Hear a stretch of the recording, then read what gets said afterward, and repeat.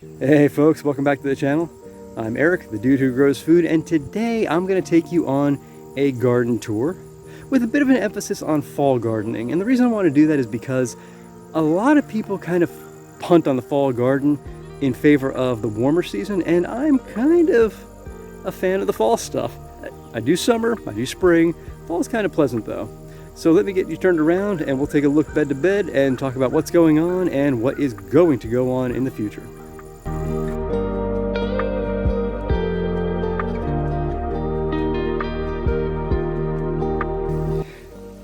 So as we enter the garden to the left-hand side, this is the southeast corner, and last time I flashed this section was probably a couple weeks ago when I was kicking the channel back up, and this was a big weedy mess. We talked about my strategy, get the strawberries out of here, moving them to the north side, and I've got room for 5 beds here, and all of this is going to be garlic. So I gotta get the strawberries out so I can get some fresh compost on here, wood chip the pathways, and then we get the garlic planted. And as we continue to move over, and again, I think the garlic's probably going to make it all the way to this. I think that's 5 beds worth right there. Now we've got, and this kind of kicks off the fall gardening section. In the front section, we have about 8 mustard plants. This is Cherokee Blue, and in the back we've got daikon. The reason the bed is split is because this daikon was sowed undercover in cell packs, and it was a full tray. I put it in here working back to front, and all of a sudden I didn't have enough to finish the bed, and I had these sitting in a cell pack, so there you go, mustard greens. My broccoli bed, this is a very easy crop to maintain in the fall when it takes off, because it's going to be, for me at least, it's less pest sensitive now than it was in the spring. Now in the spring I did have a lot of success with my broccoli, but even while they were still throwing florets, they were starting to get popped really bad. The pest that hits this, for the most part, I think its season is coming to an end, so this plant is going to, at this point, be just fine. You can see the plants are nice and robust. I don't have any that are showing the florets and the flower shoots yet, so probably a couple, I don't know, I've never grown this variety before. It's Calabrese, so I think we're probably a couple weeks away still, but we have really great weather that's going to be super conducive to its growth. I think we're going to be in great shape. Another beet bed, this is a combination of direct sown beets, and then you're going to see a lot of smaller plants like that little guy there, and it's because I had some undercover, and this bed didn't get great germination with the direct sowing, but you can see we're still going to get plenty of beets out of that bed. And it's one of 3 beet beds I've got right now, so, and it's the furthest one behind. I'm fine with beets. Second bed of daikon, again, I've got 3 daikon beds, and this is actually the middle one, so we've got small, medium, and large over there. We'll get to that one in a minute. Yeah, I'm gonna have radish for years. Yeah, I love the daikon radish because it's not gonna bolt in the fall, and it's gonna throw a ton of greens and really heavy roots, and those roots are perfect for raw for salads, steaming, sauteing, fermenting. It's a beautiful crop that grows with basically no fuss once you transplant. You can transplant or you can direct sow, and once it's watered in and takes off, man, it just runs. And to pull one root out that's a pretty good size, plus its shoot system, I've had some come in at about 3 pounds of total food coming off that. The second beet bed, nice and healthy, and just, you know, about a month and a half worth of growth, and we've got roots that are sizing up in there just fine. I haven't harvested anything off this bed yet because I'm still pulling off my spring bed, but they're doing beautifully. Sugar snap peas, another fall staple. The springtime I got better germination, but the fall crop is doing absolutely fine. I've got to get in here and get another harvest. Yeah, great crop, goes in the steamer basket along with my mustard greens for my breakfast, and it's just a nice addition. I really wish I had better germination because I wouldn't mind putting some of these away in the freezer, but I don't think I'm going to produce enough. And then another bed of daikon. Got a weed up in the front. This is the first bed that went in. I think these were direct sown. I could probably head to the back of the bed and start pulling these guys out one at a time. Actually, let's take a quick trip. There we go. Right there. That root is plenty big. Could easily come out of the garden, and it's honestly going to keep growing at this point.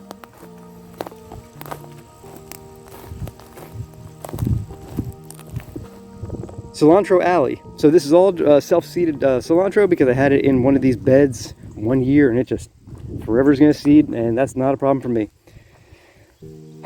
I don't do a very good job keeping my bell peppers nice and trellised up and pretty, so this is the condition, but I have no problem going in there and finding 50 bell peppers of really great size right now that I can bring in, chop up for the freezer, and use fresh and steamed as well. My Brussels sprouts, this is Long Island.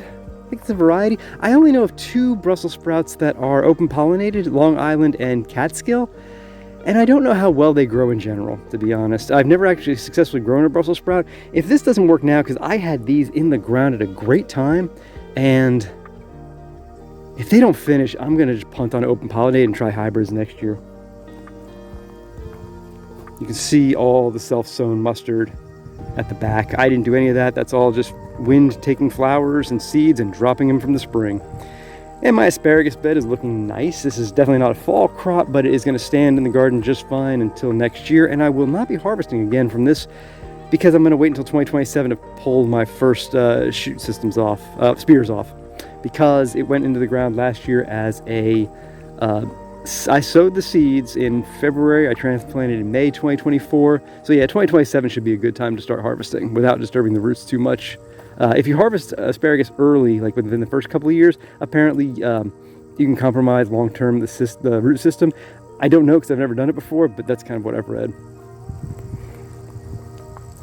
Blackberry patch number 1. I really tried to do a good job this year in my pruning. So you can see I've got 4 canes coming out of the base here. I tried to top the plant right around the 5.5 foot mark if they got that tall, lower in some places. And then you can see all my lateral branches. I tried to go ahead and prune those back as well so they didn't keep growing, infinitely. I didn't want to have really, really spindly shoot systems that couldn't support fruit.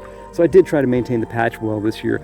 I do need to get that guy propped up. He's got T-posts on either side, but I haven't put a wire up to guide him.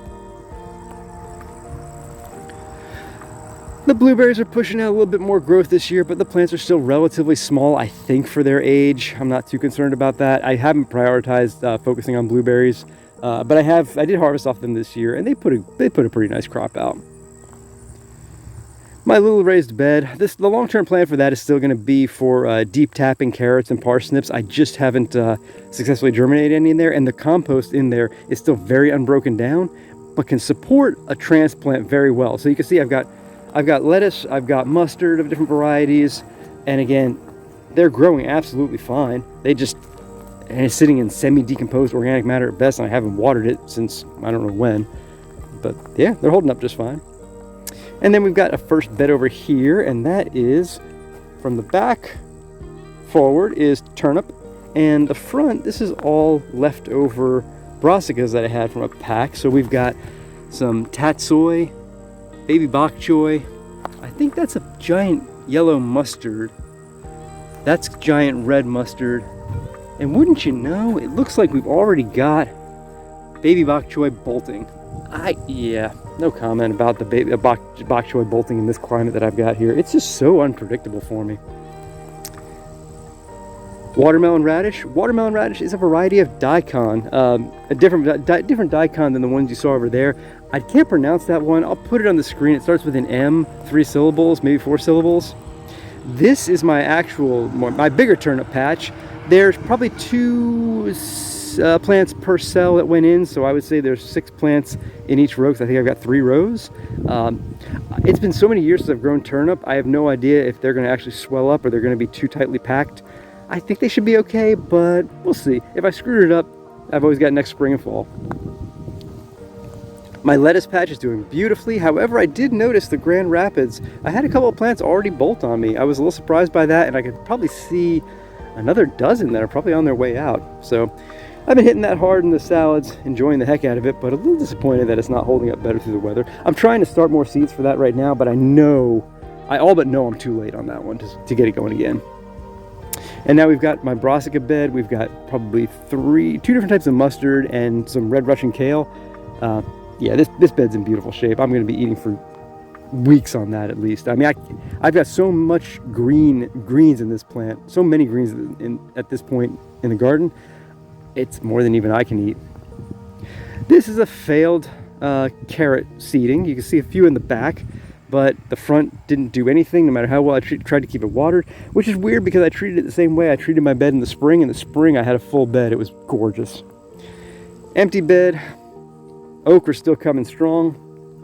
Leftover Swiss chard in this bed. The back half of the carrot bed, again, this is my spring bed. I had a couple bolt here and there, but we're still able to pull off some roots. They're less fresh now, but they're still edible. No comment on green beans. If you watch my earlier videos, you know why I'm saying that. I mean, this is just such a juxtaposition between life and death. The marigolds are all but all gone at this point. I think we've got the zinnias, probably all that's left, maybe some cosmos, but yeah, I've got to clean this out. And this is my bed of southern peas that I've got. This is pink eye purple hull. This was a last minute sowing, probably about 50 days ago, because I had the seed inside saved from last year. I didn't save it with any great care. I think they were probably even a little bit moldy, but I looked at them, I had the open bed, and I said, what the hey, because my other southern peas were doing so well, I really wanted to try this one, because this is a more bushing variety than the other two, which were vining, and that was a bit of a mess. So I wanted to see what a bushing variety would do, because I might just let all of these go to dry, and if I really like the way they grow, I may use this one exclusively next year and just eat all the dried seed of the other varieties I have, so I don't have to mess with trellising. A couple of fresh composted beds here. We got some pathway bok choy and some sage. I'm thinking this first bed might be a herb garden at some point. I just haven't committed to that yet. Pathway bok choy. Empty bed. This was supposed to be the first bed of the strawberries. They were going to be these first 8 beds, but I might punt on that because I'm trying to transplant them now, and I'm not ready to give up on my habaneros left. My habaneros yet. So I may start the strawberries here or here. They're already here, and say those 8 beds or these 8 beds. I haven't quite decided yet, but I do want 8 beds worth of strawberries. I just haven't decided which 8 they're going to be, but they're definitely going to be on the left side of this habanero bed. A couple of rogue Swiss chard that haven't died off yet, and the strawberries are transplanted to some degree. I've got some gaps of the ones that didn't make it, because usually when I rip them out of the ground, I am not always good about just picking the ones with the best root systems, so sometimes I put some pretty weak plants up here.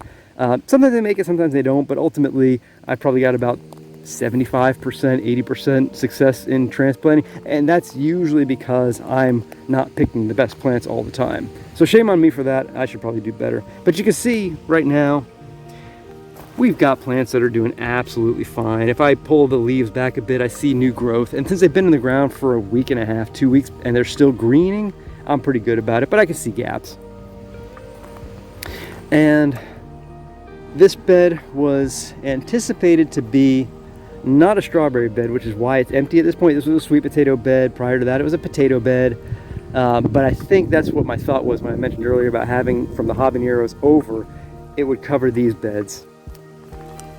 And this was my southern pea bed. I just went ahead and pulled these the other day. I mowed the vines out as best I could. I raked them flat, and now I got to figure out what I'm going to do. I may throw more compost on there. I may not. There's still a lot of organic matter in there, so I'd almost not like to waste the compost, even though it really wouldn't be a waste because it's never a bad thing to throw more organic matter in your garden.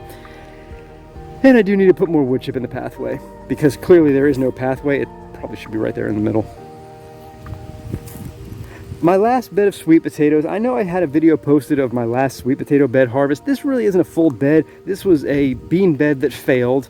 Had a couple of plants, but between them, while they were in the process of failing, I went ahead and put a few more sweet potato slips in the ground, so I'll probably get a few more out of there, but nothing to write home about.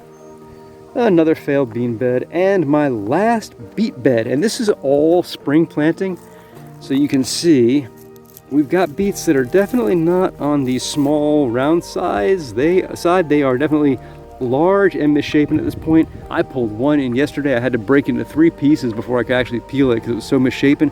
I didn't weigh it, but it probably was a total of 2 pounds off one beet. It was pretty epic. We've got another bed of failed beans. It was supposed to be a full bed and I got 6 plants, so yeah, I kind of consider that to be a fail. But that was the year what it was. I think what I might do with these 2 beds next year, because the asparagus bed didn't get a great transplant when it happened, but they're still healthy crowns. I may turn these 2 beds here into muscadine for long-term planting. And then this would be like perennial, and then annuals from leftover. I haven't quite leftover. So I haven't quite decided what I'm gonna do with that yet. But I do want to get muscadines. I need to keep them in the fence because the deer is going to destroy them if I put them out there. This is a bit of an over kind of growth of basil and some tomatoes that are really on their way out. I still come through here and pick up cherry tomatoes whenever I want them, but I failed in keeping up with the trellising, and I think I mentioned this in an earlier video. I did a great job pruning and trellising the tomatoes right up until I realized the variety was nothing I was going to maintain because it was a mutant. Somewhere along the line, something I saved got crossed, and it was the growth pattern was all wonky. So I definitely wasn't going to save seed from it again, and the idea of trying to maintain the trellising, I just kind of gave up on. Oh, look at this beautiful fig. This is Celeste. I installed this the day of the March garden tour, so it was March 26th. And I'm going to insert a picture of it right here because I want you to see how much growth you can get with a pretty healthy soil and a pretty healthy plant that really wasn't that old. My 3 Aronia chokeberry plants, they're doing absolutely fine. I got a lot of new growth on that one. I think that's Aronia.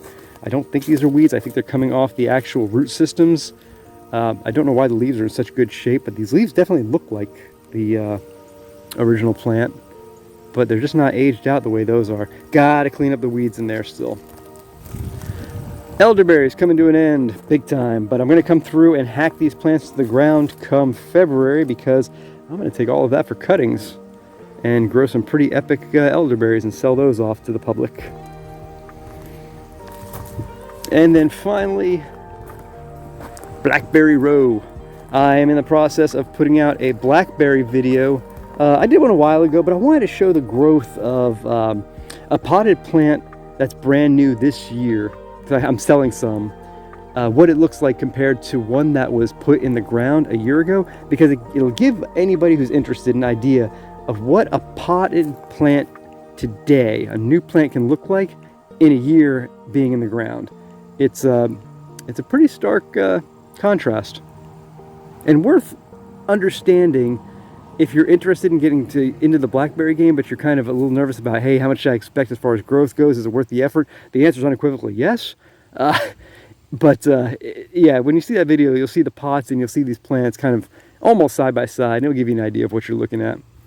So yeah, I intended to focus more on the fall garden, but we went bed to bed anyway, and in the end, so you can see with the fall garden stuff, the lettuce, the brassicas, the beets, the sugar snap peas, there's so much food to be grown in the fall coming out of your summer garden. You got to start at the right time though. The fall garden is a bit of a misnomer because in my experience, at least what I've been through, if you're starting your seeds in the fall, like September 20th, 21st, 22nd, kind of too late because by the time they get established in wherever you're sowing them, the temperatures are starting to break really cold at night. For example, last night, tonight, the following night, we're gonna be at 48. Those temperatures are not great for pushing out new growth. So if your plant isn't already kind of, churning along, it's probably gonna have a hard time getting going to finish out. My goal with all of my fall crops is for them to really be at harvesting stage sometime around the end of October, mid-November. They can handle light frosts, but those aren't temperatures the plant's really going to thrive in. So to call it a fall garden, it's more, for me, I want to be harvesting my crops in the fall, especially in the the mid-fall, late fall, not trying to get them going because I think it's just too late by that point. So I hope you enjoyed this little tour today. If you did, consider giving it a like, thumbs up, share it with anybody who has a gardening interest, and get some chatter going in the comment section. Love to hear what you're doing with your fall garden, if anything. Maybe you're a summer gardener only. Maybe, just maybe, seeing some green in the fall garden inspired you to put a few plants in the ground. If so, awesome. If not, I get it. Summers are hot, and sometimes you're just burned out and you do not want to continue. I can respect that. So until next time, thanks for watching. Take care.